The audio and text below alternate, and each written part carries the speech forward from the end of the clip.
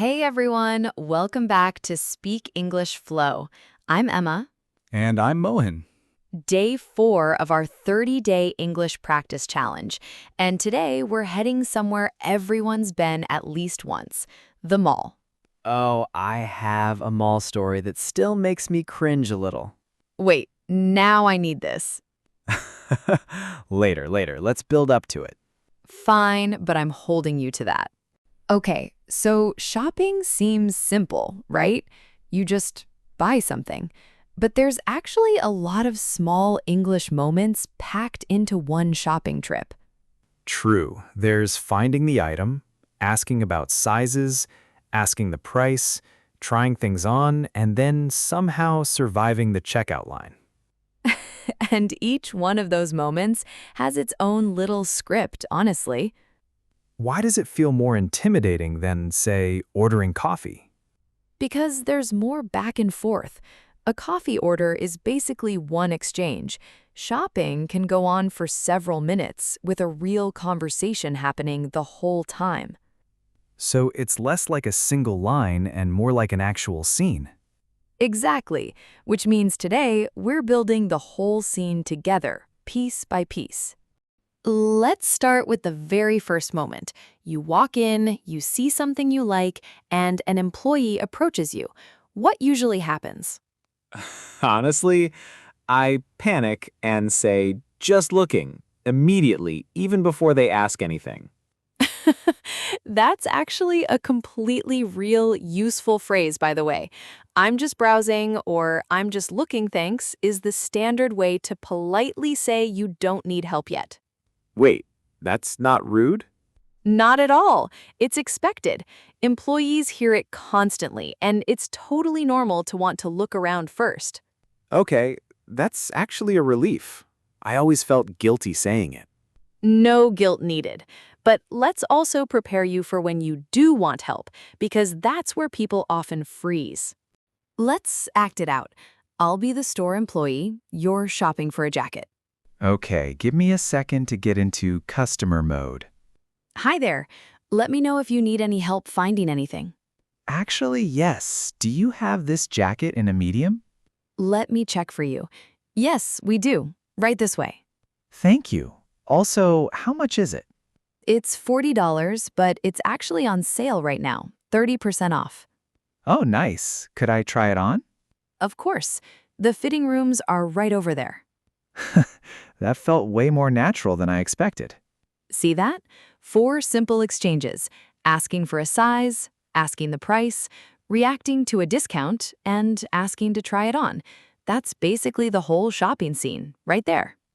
Okay, before we move to the fitting room part, I want to pull one phrase out of that, because it's honestly a small thing that makes a huge difference. Which one? Do you have this in a... That's your go-to structure for sizes, colors, anything. Do you have this in a large? Do you have this in black? One shape, endless uses. Just like the restaurant episode. One structure covering a lot of situations. Exactly the same principle. You're going to notice that pattern in almost every English situation, actually. All right, next moment. You're in the fitting room, and something doesn't fit quite right. This is where a lot of learners go quiet because they don't know how to explain the problem.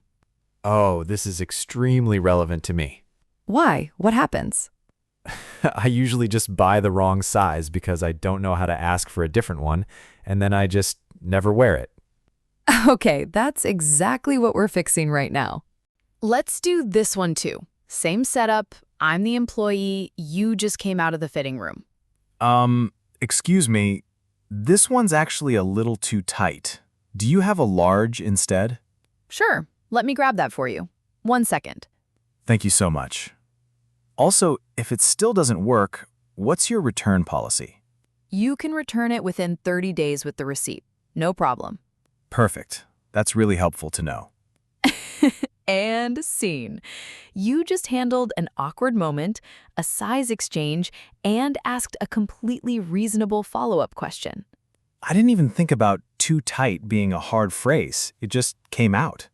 Because it's simple and honest. You don't need fancy words, just clear, direct ones. Can I tell you something that actually helped me a lot when I moved to a new country years ago? I used to avoid asking for a different size completely. I'd just buy whatever fit okay enough and deal with it. That's literally what I do. Right? But one day, a shirt was so uncomfortable, I finally forced myself to ask for an exchange using basically the exact sentence you just used. And the employee didn't even blink. It was completely normal for her. So the fear was way bigger than the actual moment. Every single time. That gap between how scary something feels and how normal it actually is, that gap is basically the whole theme of this challenge. Speaking of returns, can I share a quick American culture note here? Please, I love these. In the US, return policies are usually pretty generous, often 30 days, sometimes even longer, especially at bigger stores. People genuinely return things all the time, no shame attached. Really? In some places, returning something feels almost embarrassing. Not here, it's completely routine.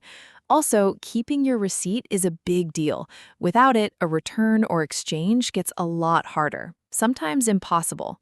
So, do you have the receipt is basically a normal, expected question? Completely expected. No awkwardness in asking or answering it.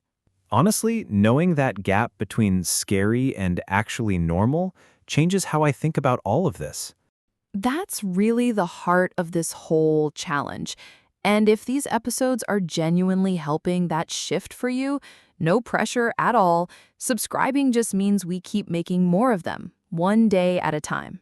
Okay, Emma, come on. Tell us what happened at the mall. Oh, right.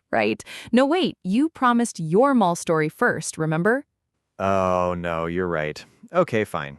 So, years ago, an employee asked me something and I panicked so badly I just said yes without understanding a word of it. Oh no, what happened? Turns out I'd agreed to sign up for the store's credit card. I found out 3 weeks later when the card arrived at my house. You accidentally got a credit card? Accidentally got a credit card. I still don't fully know what I said yes to that day. Okay, that is exactly the kind of moment today's episode is trying to prevent. And also, genuinely, one of the funniest stories we've had on this show. Honestly, it's a good reminder that yes isn't always the safest word when you're not sure what's being asked. Okay, let's do one final little scene, the checkout counter, because that's where Mohin's story could have been avoided with just one simple phrase. Please, teach me the phrase that would have saved me. What exactly does that include? Or simply, could you explain that again?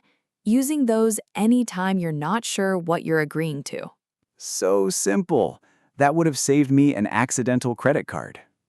Genuinely, asking someone to repeat or clarify is never rude, and it takes 10 seconds. All right, let's do our word tour before we wrap up. Mohin, want to start? Sure, what's first? Browsing. Looking around without necessarily planning to buy anything yet.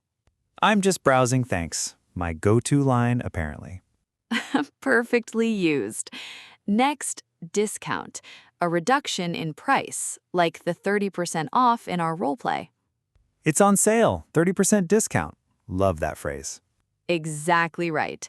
Next, receipt. The paper proof of your purchase. Which apparently I need if I ever want to return something. Always. Next, exchange. Trading an item for a different size or version of the same thing.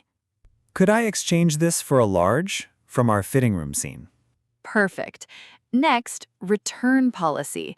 The store's rules about returning or exchanging items. What's your return policy?